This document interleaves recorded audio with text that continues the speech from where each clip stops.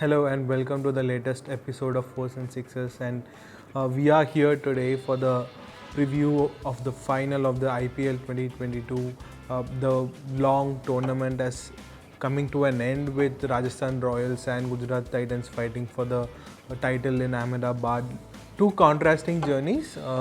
Gujarat Titans had a formidable side and have consistently dominated throughout the tournament with different people stepping up in different stages. But one constant factor in their team's success has been the leadership of Hardik Pandya and the way he have performed different roles, whether it's anchor at number 4 or whether stepping up in the final few overs. When he took over the team before the mega auction, it was a question. There was a question of sorts as to how he would be going about his leadership, but he has really impressed with the way he has led a team. But more importantly, he has had really good support from the South African batter David Miller in the middle order, who initially went unsold, which has to be said because Gujarat Titans later backed him in the second day, and he is paying back, and how his knock in the qualifier one is played a crucial role. And more importantly, every time when they were under pressure, someone has stepped up, whether it's Rahul Tewatia or Rashid Khan with the bat and with the ball, Mohammad Shami with the ball. They're a complete package of a team, and consistency is what defines them of sorts. At the other end of the spectrum is the Rajasthan Royals, who were on a roller coaster ride in the starting with Josh Butler taking every team out of the attack. But once he lost his form, they struggled a bit. They had a bumpy ride in the second half of the tournament. But it's good that Butler once again has found his form. In the qualifier one, he scored an 80, but they lost the match. But he came back strong with another century of sorts in the qualifier 2 against Royal Challengers Bangalore, which eventually took Royals to the final. Their second final in 15 years.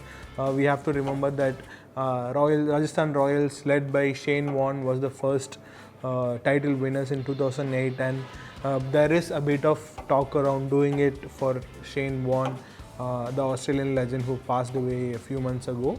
But what do we make of this contest?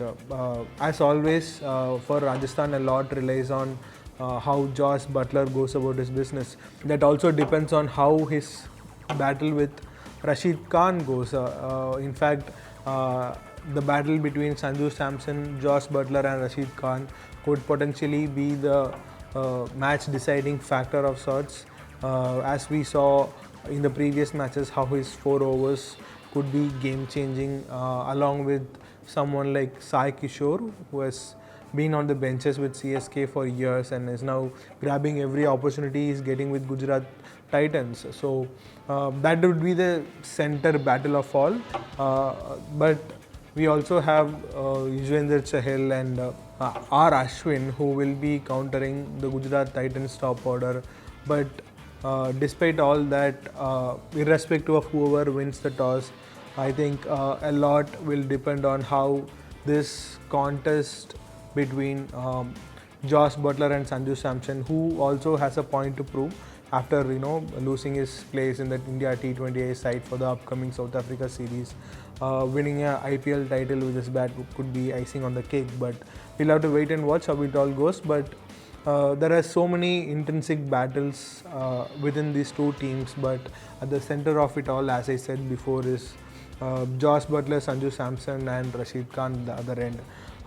That 4 overs that could potentially be the deciding factor as to who wins the title.